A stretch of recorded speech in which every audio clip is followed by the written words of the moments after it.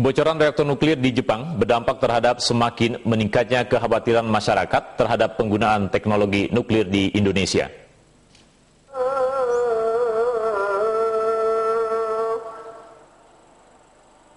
Selain sebagai pembangkit energi tenaga listrik, melalui pembangkit listrik tenaga nuklir PLTN, nuklir juga bisa dimanfaatkan untuk kepentingan medis dan lingkungan hidup.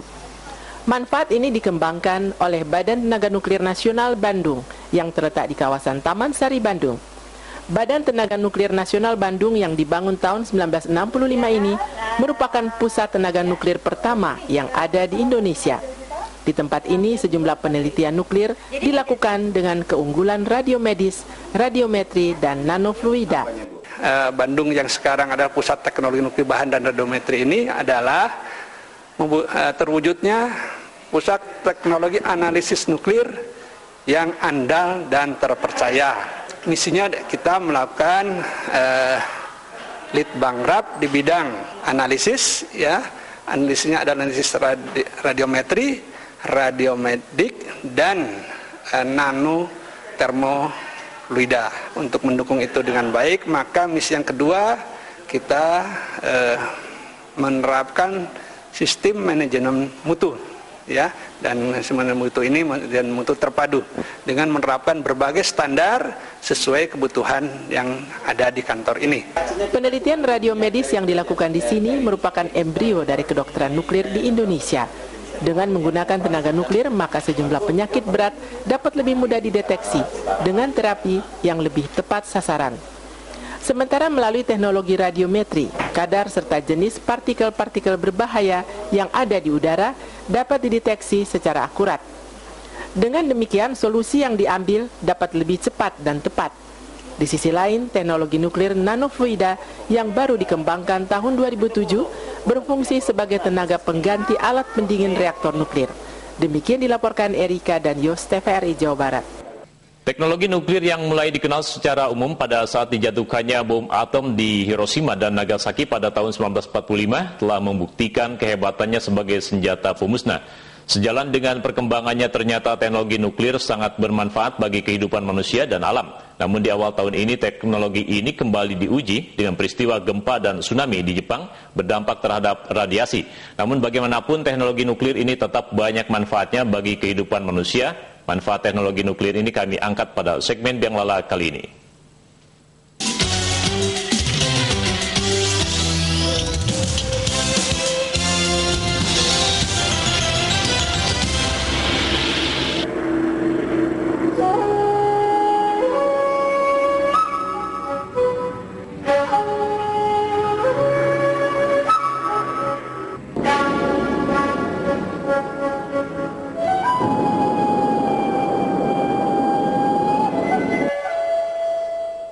Kata nuklir bagi sebagian orang masih dianggap mempunyai konotasi dengan kekerasan yang berpotensi merusak. Hal ini dapat dimaklumi karena nuklir atau atom yang pertama dikenal oleh masyarakat luas adalah bom atom yang dijatuhkan tentara sekutu di Hiroshima dan Nagasaki pada tahun 1945 yang mengakibatkan jutaan korban manusia serta derita yang mengenaskan.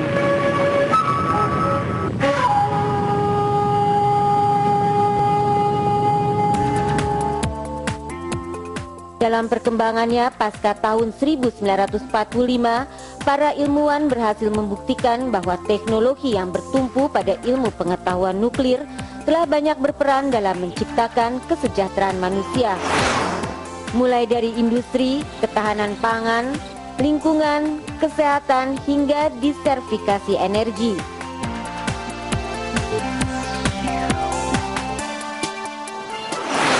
Namun di tahun 2011 teknologi nuklir diuji kembali keberadaannya dengan peristiwa gempa dan tsunami yang melanda Jepang sebagai negara terdepan di dunia yang mengembangkan teknologi nuklir. Hantaman gelombang tsunami pada saat itu mengakibatkan kebocoran nuklir yang menimbulkan radiasi.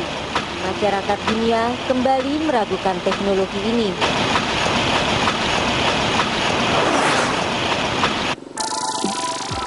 Kendati demikian, Kepala Pusat Teknologi Nuklir Bahan dan Radiometri Batan Bandung, Dr. Andes Jatmiko, MSc, berpendapat Bagaimanapun teknologi nuklir tetap lebih banyak manfaatnya dibandingkan resiko buruknya.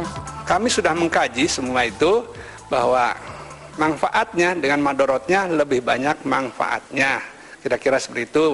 Ya, energi kalau kita mengarah ke PLTN kan energi, ya. Energi listrik yang dibangkitkan dengan PLTN per wattnya lebih murah dari semua energi yang lain. Ya, saya kira itu harus juga menjadi keyakinan kita. Kemudian harus diingat bahwa energi fosil kita ini kan sudah demikian menipisnya. Dan kenapa kita tidak segera masuk ke PLTN? Dan itu bukan untuk siapa-siapa, adalah untuk kesejahteraan masyarakat kita. Kira-kira itu yang harus kita yakini ya. Pusat Teknologi Nuklir Bahan dan Radiometri Batan Bandung merupakan satu dari 4 kawasan iptek nuklir yang ada di tanah air.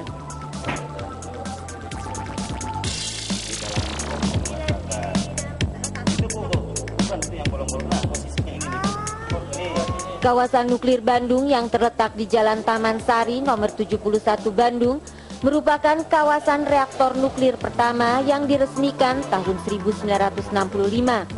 Reaktor nuklir ini dengan kapasitas 250 kW diresmikan oleh Presiden RI pada masa itu, Insinyur Soekarno.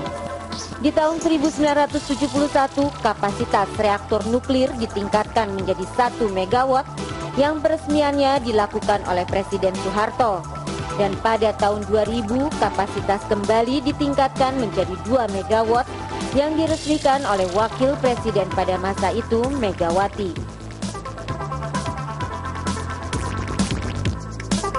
Dengan visi terwujudnya Pusat Teknologi Analisis Nuklir yang andal dan terpercaya, Batan Bandung memfokuskan teknologi analogi nuklir di bidang radiometri, radiobiomedik, dan termofisika nanofluida. Untuk mendukung itu dengan baik, maka misi yang kedua kita menerapkan sistem manajemen mutu, ya, dan manajemen mutu ini dan mutu terpadu dengan menerapkan berbagai standar sesuai kebutuhan yang ada di kantor ini. Teknologi nuklir radiometri digunakan untuk mengukur partikel dan jenis partikel berukuran mikro yang tersebar di udara.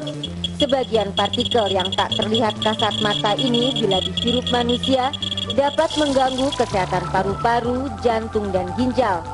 Dengan mengetahui kadar dan jenis partikel secara akurat yang ada di udara, maka solusi penanganannya pun akan menjadi tepat sasaran. Sementara teknologi nuklir radiobiomedik berperan terhadap perkembangan bidang kedokteran nuklir. Terobosan penting di bidang kedokteran nuklir ini memberi sumbangan yang sangat berharga dalam diagnostik dan terapi. Berbagai disiplin ilmu kedokteran seperti ilmu penyakit dalam, ilmu penyakit syaraf, dan ilmu penyakit jantung telah mengambil manfaat dari teknologi nuklir ini.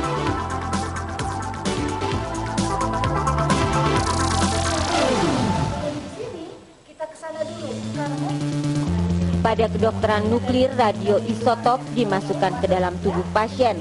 Dengan demikian, maka informasi dan data-data penyakit dapat didiagnosa secara tepat. Dengan sinar gamanya, maka itu bisa dimanfaatkan untuk diagnostik. Ya, sinar gamma. Nah, kita gunakan biasanya untuk diagnostik yang paling primadona adalah teknesium. Ya, teknesium itu dikapel atau dilabel, dikomplekskan dengan suatu senyawa, di mana senyawa itu khas menuju sasaran organ tertentu. Contoh, kalau untuk deteksi fungsi ginjal, dia akan lari ke ginjal. Tapi dengan ditempel teknesium, maka kita akan bisa melakukan scanning di atasnya, bagaimana fungsi ginjalnya selain morfologinya. Bagaimana untuk infeksi, kita label dengan etambutol seperti itu. Nanti bisa dia akan mendeteksi di mana terjadinya infeksi. Ya, sampai infeksi yang paling dalam akan mampu ditentukan dengan teknik analisis nuklir tadi karena dia mampu men-scanning di mana larinya.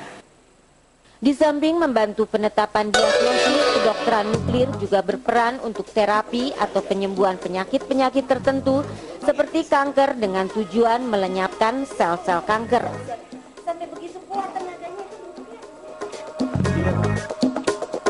Sedangkan teknologi nuklir termo-nanofluida berfungsi sebagai bahan pendingin sistem reaktor nuklir. Teknologi yang baru dikembangkan sekitar tahun 2007 ini memanfaatkan energi atom berukuran sangat kecil, 10⁻⁹ mikro.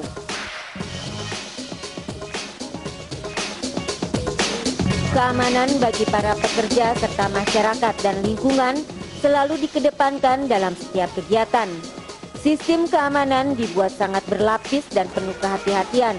Sebagai instalasi strategis, seluruh aktivitas di Batan Bandung ini telah sesuai dengan standar mutu internasional. Semua yang bekerja di sini adalah harus bekerja dengan selamat. Untuk itu kita memang membuat suatu beberapa peraturan. Pertama, yang bekerja di medan radiasi itu kita pantau, ya. Kita pantau dosisnya, kita pantau lingkungannya. Makanya tidak sembarangan orang bisa masuk ke medan radiasi. Yang kedua, lingkungan juga kita pantau. Lingkungan itu sampai radius 2 km dari instalasi ini kita pantau, ya. Jadi yang dipantau adalah udara, air, tanah, rumput. Sebelum memasuki pusat reaktor atau laboratorium, pengunjung dan pekerja wajib memakai baju lab dan membawa alat detektor radiasi. Pada saat akan masuk, alat tes detektor radiasi harus menunjukkan angka 0 dan begitu pula saat keluar.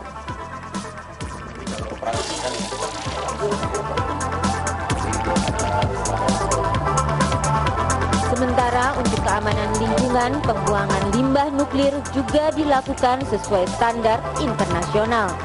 Limbah padat nuklir dengan radiasi tinggi disimpan di fasilitas penyimpanan sementara untuk dikembalikan ke Amerika Serikat. Sementara limbah cair bekas pendingin reaktor sebelum dialirkan keluar lingkungan telah melalui sejumlah tahapan sehingga bebas dari zat-zat berbahaya. Sebelum dialirkan keluar lingkungan, limbah cair ini ditempatkan di kolam penampungan yang diisi sejumlah ikan. Ikan yang hidup dan sehat menunjukkan limbah cair ini tidak berbahaya.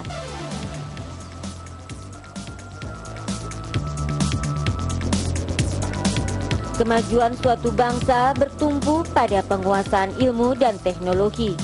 Adalah tidak mungkin suatu bangsa bisa mencapai kesejahteraan dan kemajuan tanpa teknologi. Karenanya penguasaan iptek dan energi adalah kunci masa depan kita.